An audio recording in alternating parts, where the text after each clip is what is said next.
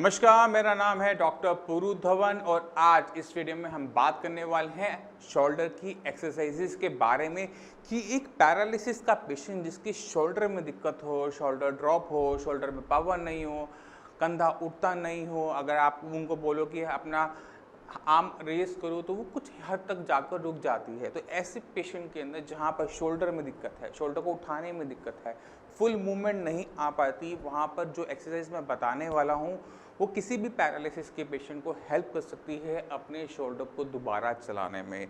इस एक्सरसाइजेस के अंदर मैं आपको 3 लेवल्स बताऊंगा। वो लेवल भी बताऊंगा जिसमें बिगनर्स लेवल होता है, यानी पेशेंट की कंडीशन अगर बिल्कुल ख़राब है, वो बिल्कुल मूवमेंट नहीं कर पाता, तो भी वो एक्सरसाइज कर सकता है। जब आपके पास थोड़ी सी पावर आ जाए, जैसे हम इंटरमीडिएट एक्सरसाइजेस कहते हैं, वो भी आपको बताऊंगा। और जब आपके हाथ में पूरी रेंज आ जाए, मतलब रोटेशन शुरू हो जाए बट पावर ना हो, तो वो एक्सरसाइज भी मैं आपको बताऊंगा। मगर इससे पहले हम एक्सरसाइज पे चलें, थोड़ा सा ज़रूरी है कि थोड़ा सा हम जाएं और समझें कि पैरालिसिस यानी ब्रेन स्ट्रोक होता क्या है, क्योंकि एक बार जब आप इस ब्रेन स्ट्रोक को समझ पाओगे तभी इन एक्सरसाइज को अच्छे से समझकर, इनके पीछे के कारण को समझकर इनको अच्छे तरीके से कर पाओगे। जब किसी भी पेशेंट को पैरालिसिस होता है यानी ब्रेन स्ट्रोक होता है, तो वो 2 तरीके से होता है। या तो पेशेंट के ब्रेन के अंदर, दिमाग के अंदर किसी टाइप का खून का थक्का आता है या फिर नस फटती है। दोनों ही वजह से ब्रेन के अंदर के इंटरनल टिश्यू को डैमेज पहुंचता है। और जब ब्रेन के टिश्यू को डैमेज पहुंचता है तो ब्रेन का जो काम है हमारी मांसपेशियों को कंट्रोल करना, वो चला जाता है। जिससे आपको क्या देखने को मिलता है कि पेशेंट की हाफ बॉडी पैरालिसिस हो गई। तो अगर आपके लेफ्ट साइड पे, लेफ्ट ब्रेन में क्लॉट आता है, तो आपका राइट हैंड साइड की जो बॉडी है वो पैरालाइज हो जाती है। तो अगर हम चाहते हैं कि ऐसे पेशेंट, पैरालिसिस के पेशेंट के अंदर दोबारा से मूवमेंट लेकर आना, तो 2 चीज़ों का सही होना बहुत ज़्यादा ज़रूरी है। पहला है ब्रेन, क्योंकि ब्रेन में क्लॉट आया था, ब्रेन ने ही सब कुछ कंट्रोल करना है। और दूसरी चीज़ क्या है? मसल्स, क्योंकि मसल्स ने मूव करना है। तो अगर हम पेशेंट में हम देखते हैं, क्या देखते हैं कि पेशेंट जब पैरालिसिस का होता है, बहुत लंबे टाइम से मूवमेंट नहीं करता, तो हाथ पैर की मसल्स में स्टिफनेस, अकड़न देखने को मिलती है। पेशेंट में ये अकड़न ना आए इसलिए एक्सरसाइज, फिजियोथेरेपी बहुत ज़्यादा ज़रूरी है। मगर अगर हम एक पैरालिसिस के पेशेंट को चाहते हैं कि वो चले और अपने हाथ की मूवमेंट स्टार्ट करे, तो ये एक्सरसाइज फिजियोथेरेपी से ज़्यादा ज़रूरी हो जाता है ऑक्यूपेशनल थेरेपी। अभी ऑक्यूपेशनल थेरेपी और फिजियोथेरेपी में क्या फ़र्क है, ये बहुत कम लोग जानते हैं। फिजियोथेरेपी जो बनाई गई है वो आपकी मसल्स को ठीक रखने के लिए बनाई गई है, मगर जो ऑक्यूपेशनल थेरेपी बनाई गई है वो आपके ब्रेन को ट्रेन करने के लिए बनाई गई है कि आपके ब्रेन दोबारा से अपने हाथ पैर पे कमांड ले सके, दोबारा से उसे चला सके। तो जितने भी पेशेंट साई संजीवनी में आते हैं, हमारी कोशिश यही होती है कि उनकी मैक्सिमम से मैक्सिमम ऑक्यूपेशनल थेरेपी करवाई जा सके। मगर हमारा ब्रेन क्या उसके लिए रेडी है? क्योंकि हम पैरालिसिस के पेशेंट के अंदर क्या देखते हैं कि हम ऑक्यूपेशनल थेरेपी करवा रहे होते हैं, वो कर रहा होता है, फिजियोथेरेपी भी कर रहा होता है, मगर उसको आराम नहीं मिल पा रहा होता, उसमें चेंजेस नहीं आ पा रहे होते। जब पैरालिसिस हुआ था उससे लेकर 6 महीने तक पेशेंट के अंदर चेंजेस आते हैं, हर पेशेंट के अंदर आते हैं, मगर उन 6 महीने के बाद पेशेंट के अंदर जो प्रोग्रेस है वो रुक जाती है। उसके बाद चाहे आप सालों साल अपनी फिजियोथेरेपी करवा लीजिए, आप अपने फिजियोथेरेपिस्ट बदल लीजिए, आप जो मर्जी कर लीजिए, आपको वो चेंजेस नहीं देखने को मिलते जो आपको पहले 6 महीने में मिलते थे। इसके पीछे रीज़न होता है कि हमारा ब्रेन जो होता है वो रिकवर कर रहा होता है, ना कि हमारी मसल्स रिकवर कर रही होती है। तो जब ब्रेन में रिकवरी बंद हो जाती है तो आपको अपने हाथ पैर के अंदर रिकवरी भी देखने को नहीं मिलती। कि आप फिजियोथेरेपी तो पहले से ज़्यादा करते हो मगर आपको उसमें चेंजेस नज़र नहीं आ रहे होते, क्योंकि आपके ब्रेन के अंदर चेंजेस नहीं आ रहे होते। तो साई संजीवनी में हम क्या करते हैं, साई संजीवनी के अंदर हम जितने भी पैरालिसिस के पेशेंट होते हैं उनको जो मेडिसिन देते हैं वो मसल्स की नहीं होती। मैं साफ कहता हूँ, वो मसल्स की नहीं होती ही, वो आपके ब्रेन में हुए नुकसान की भरपाई के लिए बनाई गई हैं और आपके ब्रेन के नुकसान के लिए ही में काम करती है। जैसे आप उनको लेना शुरू करते हैं तो ब्रेन अपने अंदर चेंजेस लाना शुरू करता है, कनेक्टिविटी लाना शुरू करता है। और जब आप साथ में जो एक्यूपेशनल थेरेपी आपको बताई जाती है, एक्सरसाइज आपको जो बताई जाती है, फिजियोथेरेपी जो आपको बताई जाती है, जब आप दोनों को साथ में करते हो तो ब्रेन का जो नया हिस्सा आपकी मसल्स को आप कंट्रोल कर रहा होता है, उसकी ट्रेनिंग भी हो जाती है, तब जाके पेशेंट में वो आराम आना शुरू होता है। तो अब चलते हैं शोल्डर एक्सरसाइजेस की तरफ और देखते हैं कि कौन सी एक्सरसाइज एक पैरालिसिस पेशेंट के अंदर मैक्सिमम आराम लेकर आती है। तो पहली एक्सरसाइज है टॉवल स्लाइड। टॉवल स्लाइड कोई भी कर सकता है, आपके शोल्डर पे बिल्कुल मूवमेंट हो या ना हो, इससे कोई फ़र्क नहीं पड़ता। आपके शोल्डर में पावर लाने के लिए, फ्लेक्सिबिलिटी लाने के लिए ये बहुत सिंपल सी बिगनर एक्सरसाइज है जिसे बहुत आराम से किया जा सकता है। इसको आप सिटिंग पोजीशन में भी कर सकते हो और स्टैंडिंग पोजीशन के अंदर भी कर सकते हो। इसके लिए आपको कुछ नहीं चाहिए, एक टेबल चाहिए और चाहिए टॉवल। टॉवल को आपने रखना है और ये मूवमेंट आपने यहाँ पे शोल्डर की मूवमेंट नहीं करनी, शोल्डर पे दम नहीं लगाना, आपने अपनी बॉडी को आगे की तरफ धकेलना है। जितना आप धकेलेंगे, अगर आप ध्यान से देखिए तो मेरा शोल्डर स्ट्रेच हो रहा है।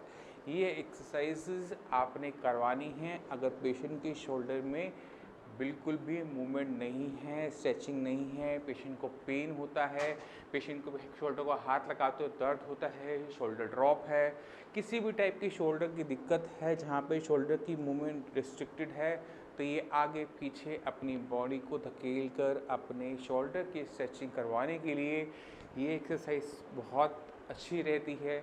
पेशेंट धीरे धीरे अपनी जो मसल्स है उन्हें खोल पाता है, क्योंकि उसमें स्पैज़म अकड़न आ जाती है, ये तभी ये एक्सरसाइज काफ़ी कामयाब रहती है ऐसे पेशेंट के अंदर। अब चलते हैं दूसरी सिंपल एक्सरसाइजेज जो हर कोई पैरालिसिस का पेशेंट आराम से कर सकता है, और वो है शोल्डर श्रग, यानी अपने शोल्डर को उठाने की कोशिश करना। और कोई मूवमेंट नहीं करनी है, आपने कुछ नहीं करना, आपने अपने शोल्डर्स को इस तरह से उठाने की कोशिश करनी है। ये मूवमेंट तकरीबन सभी पैरालिसिस पेशेंट के अंदर देखने को मिलती है, क्योंकि ये आपकी चेस्ट की मसल से ज़्यादा आ रही होती है। तो ये मूवमेंट पेशेंट काफ़ी हद तक कर लेते हैं। कभी कभी पेनफुल होती है। अगर ये मूवमेंट आपकी पेनफुल हो, ये एक्सरसाइजेस आपके लिए मुश्किल हो रही हो, तो आप अपनी टॉवल वाली एक्सरसाइजेज से स्टार्ट करें। नॉर्मली उसको, जैसे मैंने आपको पहले बताया कि उसको करेंगे तो आपके शोल्डर में जो मूवमेंट है वो आ जाएंगी। तो इसी तरह से आपने दोनों तरफ के शोल्डर्स को करना है। इसमें ध्यान रखने वाली बात यह है, हो सकता है कि आपके लेफ्ट साइड पैरालिसिस हो सकता है राइट साइड पैरालिसिस हो, मगर जब भी आप एक्सरसाइजेस करेंगे तो दोनों साइड की करेंगे और वो भी बराबर, ठीक है। तो इस तरह से आपने अपने शोल्डर श्रग करना है। ये आप अपने कंफर्ट के हिसाब से 10-10 बार के 3 सेट कर सकते हैं, यानी 10 बार किया आराम किया, 10 बार किया आराम किया, 10 बार किया आराम किया। तो एक बहुत सिंपल एक्सरसाइजेज है, इसके लिए आपको अलग से कोई टाइम निकालने की ज़रूरत नहीं है, बैठे बैठे की जा सकती है, आराम से खड़े होकर की जा सकती है। अब चलते हैं अपनी नेक्स्ट एक्सरसाइज पर। इस एक्सरसाइज का जो लेवल है वो इंटरमीडिएट हो जाता है, यानी ये थोड़ी सी डिफ़िकल्ट हो जाती है पहले के कंपैरेटिव में। तो इसमें भी हम टॉवल का यूज़ करेंगे, मगर टॉवल का यूज़ इसमें थोड़ी डिफरेंट तरीके से करेंगे। इसमें डिफरेंट मूवमेंट्स लेकर आएंगे शोल्डर की, जिससे शोल्डर की वो मूवमेंट हो सके जो पहले नहीं हो पा रही थी। तो हमने पहले क्या किया था, आगे पीछे वाली मूवमेंट की थी, ये वाली मूवमेंट की थी। अब हम क्या करेंगे, लेफ़्ट भी जाएंगे, राइट भी जाएंगे, आगे भी जाएंगे, पीछे भी जाएंगे और फिर सर्कुलेशन मोशन भी करेंगे। तो अगर आप देखें तो आपने इसमें काफ़ी सारी मूवमेंट्स की हैं, इसलिए इसका जो लेवल है वो थोड़ा बढ़ जाता है, इंटरमीडिएट हो जाता है। तो स्टार्टिंग आप अपना आगे पीछे वाली मूवमेंट से करें। जब आप ये आराम से करने लगे तो लेवल्स को बढ़ाने के लिए अपना लेफ़्ट, राइट, उसके बाद आगे, पीछे और सर्कुलेशन पूरा। तो आप पूरा सर्कुलेटरी मोशन में इस तरह से रख सकते हैं। इससे क्या होता है, आपकी ऑलमोस्ट सारी आगे पीछे लेफ़्ट राइट वाली सारी एक्सरसाइजेस हो जाती है। तो ये आप करेंगे। इसको आप एंटी क्लॉकवाइज भी घुमा सकते हैं, इससे थोड़ी अलग मसल सेट्स को मूवमेंट मिलती है, और इस तरह से क्लॉकवाइज भी घुमाते हुए आप इसको आराम से कर सकते हैं। कोई जोर नहीं लगता, कोई प्रॉब्लम नहीं होती, बैठे बैठे बहुत आराम से होती है, आपको किसी टाइप की दिक्कत नहीं होगी। अगर पेन आपको होता है एक्सरसाइज करते समय तो भी आप उसको बहुत ईजिली तरीके से कंट्रोल कर सकते हो। तो ये एक बहुत सिंपल एक्सरसाइजेज है उन पेशेंट के लिए जिनको शोल्डर में दिक्कत है। अब चलते हैं अगली एक्सरसाइज पे, जो एक पेशेंट को हेल्प कर सकता है मूवमेंट लाने में। इस एक्सरसाइज के लिए चाहिए आपको एक केन। ये डंडी हम यूज़ कर रहे हैं, आप इसके जगह अम्ब्रेला यूज़ कर सकते हो। अगर अम्ब्रेला ना हो, स्टिक ना हो, तो आप कोई भी पाइप, प्लास्टिक की पाइप, लोहे की पाइप जो लाइट वेट हो, आप उसका यूज़ कर सकते हो। और आपने इसके लिए कुछ नहीं करना, आपने इसको होल्ड करना है। उसके बाद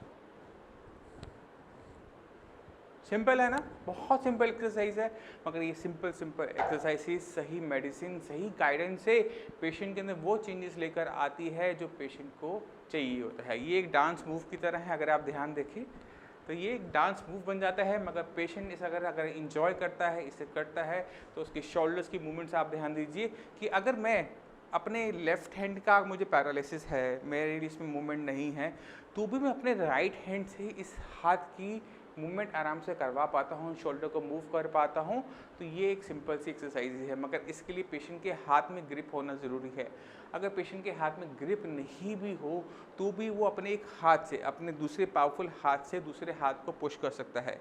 ये स्टिक का ये वाला पार्ट देख रहे हो, इसको भी आप अपने हाथ को फंसा कर भी एक्सरसाइजेस आप आराम से कर सकते हो। तो सिंपल एक्सरसाइजेस हैं, मगर अगर आप करोगे तो आपको अपनी इधर की सारी मसल्स में भारीपन, पेन महसूस हो सकता है, क्योंकि ये आपकी उन मसल सेट्स पर प्रेशर डालता है, उनको एक्टिवेट करता है। तो सिंपल एक्सरसाइजेस। अब चलते हैं अपनी नेक्स्ट सिंपल एक्सरसाइज की तरफ। अब चलते हैं इस वीडियो के एडवांस एक्सरसाइजेस की तरफ। ये एक्सरसाइज उन पेशेंट के लिए बहुत कारगर रहेगी जिनका शोल्डर ऑलरेडी ट्रीटमेंट से ठीक हो चुका है। साइंस इंजीनियरिंग का ट्रीटमेंट लिया, मेडिसिन ने फटाफट काम किया, फिगनर थे, इंटरमीडिएट एक्सरसाइज पे पहुँचे, अब आप एडवांस पर हैं। तो ये आपके शोल्डर को ओपन करने में बची कुची जो स्पासिसिटी रह जाती है, अकड़न रह जाती है, उसे खोलने में मदद करेगा। इसके लिए मैं यूज़ कर रहा हूँ कोई इस ग्रिपर का, तो आप कुछ भी यूज़ कर सकते हैं, आप बॉल यूज़ कर सकते हैं, आप टॉवल यूज़ कर सकते हैं। तो आपने कुछ नहीं करना, आपने इसको कोई भी ऑब्जेक्ट लिया और अपने सिर के पीछे से अपने दूसरे हाथ को देना है। बहुत सिंपल है, बहुत आराम से किया जा सकता है मेरे लिए। मगर अगर पेशेंट पैरालिसिस का है तो उसको यही एक्सरसाइजेस करने में बहुत जान लग सकती है। तो अगर आपको बहुत ज़्यादा इसमें दम लगाना पड़ता हो, पेन होता हो, तो घबराने की ज़रूरत नहीं है। कोई एक दिन में ताजमहल नहीं बना, तो एक दिन में ज़रूरी नहीं है आप पैरालिसिस को ठीक कर पाएंगे। हमें थोड़ी प्रोग्रेस डेली बेसिस पे करनी होती है। वो चाहे 1% हो, 0.5% हो, जो भी प्रोग्रेस आ रही है उसे हमें लेते रहना पड़ता है। मगर हमें काम दोनों ही जगह करना पड़ता है, अपने ब्रेन पे भी करना पड़ता है, अपनी मसल्स पे भी करना पड़ता है। जो पेशेंट सोचता है कि फिर सिर्फ मसल्स को हिलाने से, अपने हाथ पैर की सिर्फ मसल्स को हिलाने से उसका ब्रेन ठीक हो जाएगा, तो वो अपनी सबसे बड़ी गलती करता है। आप शायद फिजियोथेरेपी करवाते रहे होंगे, कई सालों से करवा रहे होंगे, मगर आपका पैरालिसिस ठीक नहीं हो पा रहा। क्योंकि वो इसलिए नहीं ठीक हो पा रहा क्योंकि आप सिर्फ मसल्स पे ध्यान दे रहे हो, आप वहाँ ध्यान नहीं दे रहे जहाँ से दिक्कत शुरू हुई है। दिक्कत आपकी ब्रेन से शुरू हुई है। तो जब ब्रेन के सेल्स डैमेज हो जाते हैं, वो काम नहीं कर रहे होते, तो उनको एक्टिवेट करने के लिए मेडिसिन दी जाती है। मेडिसिन लेने के बाद भी वो एक्टिवेट तब तक नहीं होते जब तक उनको सिखाया नहीं जाता, उनकी प्रोग्रामिंग नहीं की जाती कि अब आपने क्या करना है। क्योंकि इसको इस तरह से समझो कि जिस हिस्से में डैमेज हुआ वो परमानेंट डैमेज है, वो ठीक नहीं होता। मगर अगर आपके घर में किसी को कुछ हो जाए तो आपके बाकी सारे फैमिली मेम्बर मिल के वो काम कर लेते हैं, मगर उनके लिए वो काम नया होता है, तो उन्हें सीखने में टाइम लगता है, उन्हें सिखाना पड़ता है। तो ये जो सिखाने वाला काम है, ये आपको ये एक्सरसाइजेस करवाती हैं। तो ये एक्सरसाइज आपने करनी है, सिंपल एक्सरसाइजेस है। आपने अपने हेड के पीछे से चीज़ों को अपने एक हाथ से दूसरे हाथ को देना है। इसी तरह से आप दूसरी एक्सरसाइज पे चलते हैं। दूसरी एक्सरसाइज भी बिल्कुल इसकी तरह ही है, मगर शोल्डर की जगह अब आप बैक से देंगे। हम पहले क्या कर रहे थे, सिर के ऊपर से दे रहे थे, सिर के पीछे से, अब अपनी कमर के पीछे से। ये स्लो मैं फास्ट कर रहा हूँ, मगर आप इसको आराम से करेंगे, स्टेबल होकर करेंगे, गिरेंगे नहीं, चोट नहीं खाएंगे। क्योंकि एक पैरालिसिस पेशेंट के अंदर गिरना, दोबारा चोट खाना बहुत खतरनाक होता है। क्योंकि पेशेंट पहले ही मोबिलिटी से गया होता है, चोट लग जाए, उसे बेड रेस्ट करना पड़ता है, और ये बेड रेस्ट मसल्स में और अकड़न लेकर आता है। तो आपने क्या ध्यान रखना है कि कोई भी एक्सरसाइज आप करते हैं तो एक सेफ एनवायरनमेंट में करना है, अनअटेंडेड नहीं करना, कोई भी एडवेंचरस काम नहीं करना। तो ये थी बेसिक्स एक्सरसाइजेस आपकी शोल्डर के लिए, जो आपकी शोल्डर में मूवमेंट वापस लेकर आती हैं, जिसको आपको करना चाहिए। आप कुछ नहीं कर पा रहे, हल्की सी मूवमेंट है तो बिगनर्स है आपके लिए। अगर आप थोड़ी बहुत मूवमेंट आ जाती है, ट्रीटमेंट आपका स्टार्ट हो चुका है, तो इंटरमीडिएट एक्सरसाइज आपके लिए है। और अगर आप एडवांस हो चुके हैं तो आपके लिए एडवांस एक्सरसाइजेज हैं। तो ये एक्सरसाइज आप कीजिए, आपके शोल्डर में जो मूवमेंट्स हैं वो बनी रहेंगी, आती रहेंगी। तो आप समझ गए कि किस तरह से पैरालिसिस पेशेंट के अंदर मूवमेंट लेके आई जाती है। हमें दोनों ही डिपार्टमेंट्स में साथ ब साथ काम करना पड़ता है। फिजियोथेरेपी के साथ साथ हमें अपने ब्रेन पे ध्यान देना पड़ता है, ऑक्यूपेशनल थेरेपी पे ध्यान देना पड़ता है, जिससे हमारा ब्रेन के नए सेल्स जो आपकी मसल्स को कंट्रोल कर रहे हैं वो ट्रेन हो सके। अगर आप सिर्फ फिजियोथेरेपी के भरोसे बैठे हैं, सालों साल आप करवा लीजिए, आपको वो चेंजेस नज़र नहीं आएंगे। पहले 6 महीने में जो चीज़ आपको मिली है वो चाहते हैं कि आपको आगे भी मिलते रहे, तो अपने ब्रेन को आपको समझना होगा। तो उस चीज़ पे आप ध्यान दीजिए। आपके लिए हमारे डॉक्टर्स अवेलेबल हैं, 24 घंटे आपके लिए अवेलेबल रहते हैं। आपको कुछ नहीं करना, नीचे दिए हुए नंबर पर कॉल कीजिए, उनसे बात कीजिए, उनसे पूछिए कि किस तरह से आप अपने हाथ की मूवमेंट लेकर आ सकते हैं, कैसे साइंस संजीवनी का ट्रीटमेंट आपकी मसल्स में पावर लेकर आएगा, कैसे आपको दोबारा खड़ा किया जाएगा, क्या खाना है, क्या पीना है, कैसे मसाज करनी है, सब कुछ आपको गाइड किया जाएगा। तो मैं उम्मीद करता हूँ इस वीडियो से आप काफ़ी कुछ समझ गए हैं। फिर भी कोई भी डाउट है तो नीचे दिए नंबर आपके लिए है। आप हमारी साइट sciencesanjeevani.com पर जाकर भी पैरालिसिस से रिलेटेड और जानकारी ले सकते हैं, दूसरे पेशेंट के इंटरव्यूज़ भी देख सकते हैं। आप इसी के साथ वो चलने की आगे दीजिए। मिलते हैं अगली वीडियो में, तब तक के लिए धन्यवाद।